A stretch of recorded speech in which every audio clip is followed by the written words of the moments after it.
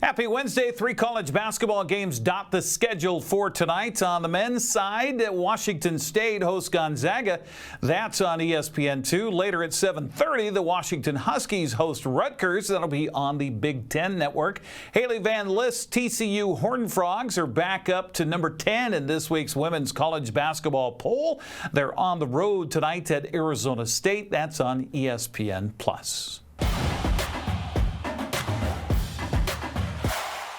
The Wenatchee Wild have put themselves in quite a bind if they want to reach the WHL playoffs for the second year in a row.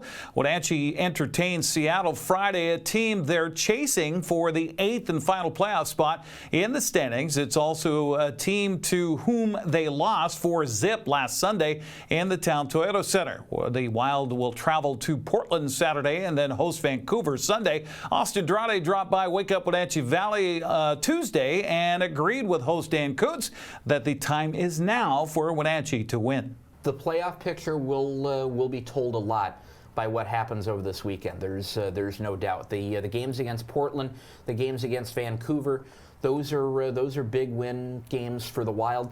Even if they go to overtime, a 3-point game is a 3-point game. The chase is right now is not against Portland. The chase right now is not against Vancouver.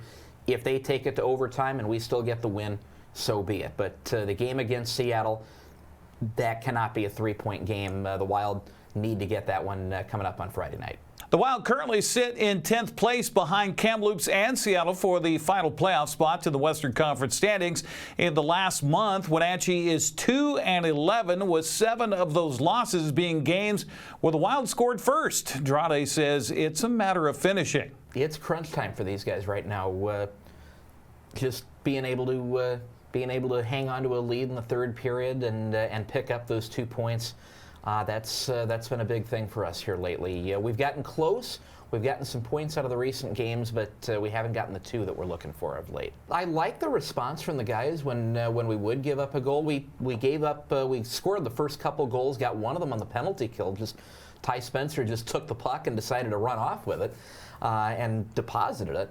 But every time they would score, we'd come back with a response. We'd build that lead back to a couple of goals. I really like the way the guys responded in those moments on Friday night. But we did it a few too many times, I think, and we never got that goal at the end that we really needed.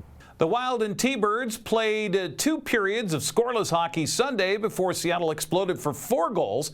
Austin says it's key to get up on the T-Birds early. It's a Thunderbirds team that you have to put away early. It's a team that has scored fewer goals in the first period than any other team in the Western Hockey League, but they get stronger as the game goes along. You need those shots, you need those opportunities to go early in the game and put them away. But if you let them hang around, they're a team that wins a lot of close ones, and they won what turned out to be a whole lot closer game on Sunday than a 4-0 score might tell you.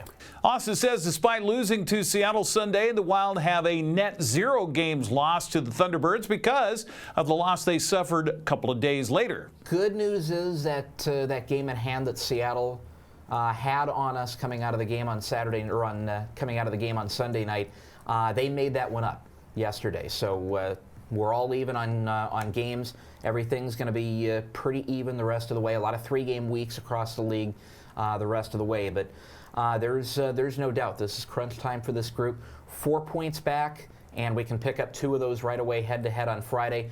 More than doable for these guys. It's the work starts right now, and Friday's game is a huge one for this group. Wenatchee and Seattle dropped the puck at the Town Toyota Center Friday night at 7 o'clock. They'll play Portland Saturday on the road at 6 and then return Sunday for a 4 o'clock game against Vancouver. You want tickets, go to WenatcheeWildHockey.com. You can also listen to Austin's call on 560 KPQ.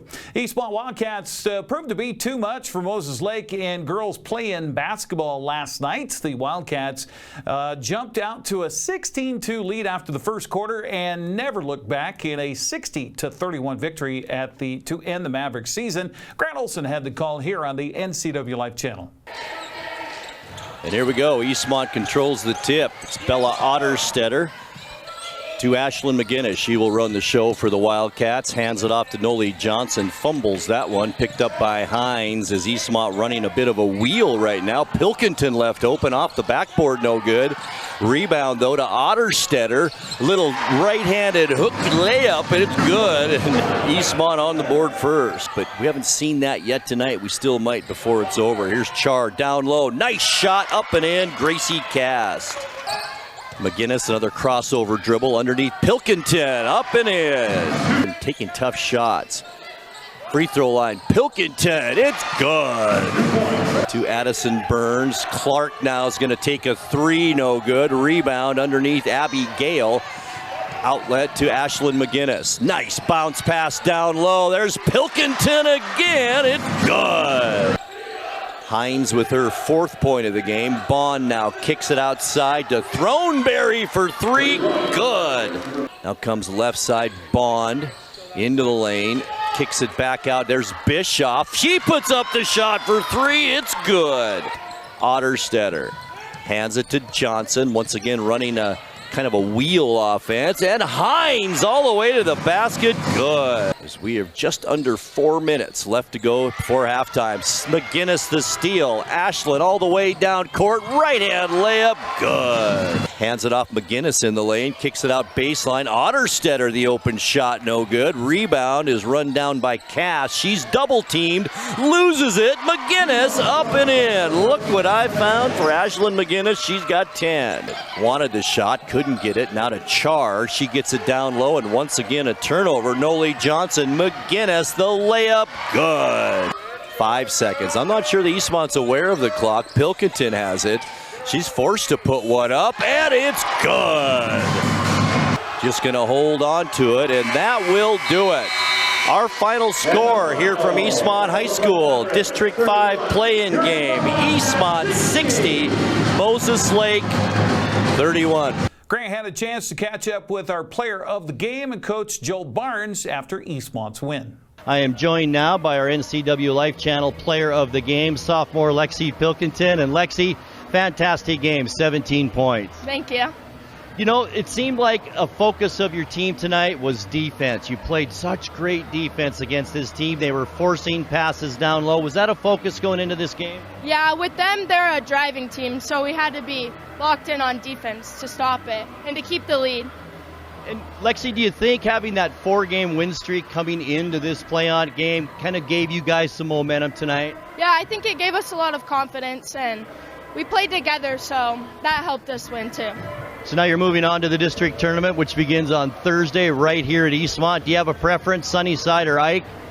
I'd rather play Sunnyside, but I don't know. I think that'll be a close game between those two, so we'll see. Well, you had a fantastic night, unofficially 17 points, and best of luck on Thursday. Thanks for being with us. Thank you. I think you forced them into like 23 turnovers on the night. They forced a lot of balls down low. I think they thought they might have a low game, but it just didn't happen for them tonight. Well, and they tried early on, and then we put in Giselle, and that matched the height of number 3. You know, you get such great time from your freshmen, Lehman and Hoven. Got a lot to build on here at Eastmont. Yeah, they are, and they're so coachable, and they listen to the other girls, and they just want to get better and do the right thing. So now the big tournament starts on Thursday. You have a home game, which is great for you. I asked Lexi this also. Do you have a preference, Sunnyside or Eisenhower? No. They're both rolling, and they have a lot of good aspects to them. I think I just heard it's going to be Eisenhower. Oh, it is? Yeah. Fantastic. Well, you handled them pretty handily a couple weeks ago. You're hoping for that. Yeah, it's going to be good, but they're going to be out for revenge, doing that on their senior night.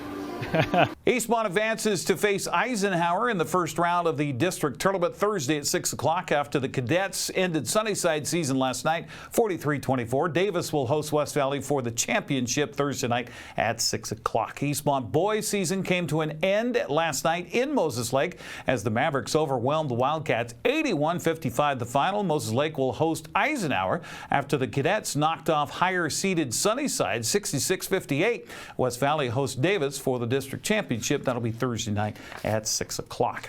Cascade and Chelan face elimination Thursday after both fell in the District 5 1A tournament last night. Kodiaks fell to Wapato 71-37, while the Goats lost at Natchez Valley 65-42. Chelan will host Cascade in a loser-out game Thursday night at 6 o'clock. Wapato plays at Natchez Valley Thursday, with the winner advancing to the States, while the loser goes to a crossover elimination game. Cashmere and Chelan boys took a step closer to the State 1A tournament with wins last night at District. Bulldogs handed Cowan of Benton an 85-63 defeat, while the Goats topped Wapato 70-56. That puts Cashmere at Chelan Thursday at 7:30 for a winner to State, loser to a crossover game. Kaiby visits Wapato in a loser-out contest. That's a look at sports news. I'm Eric Granstrom. Have a happy Wednesday.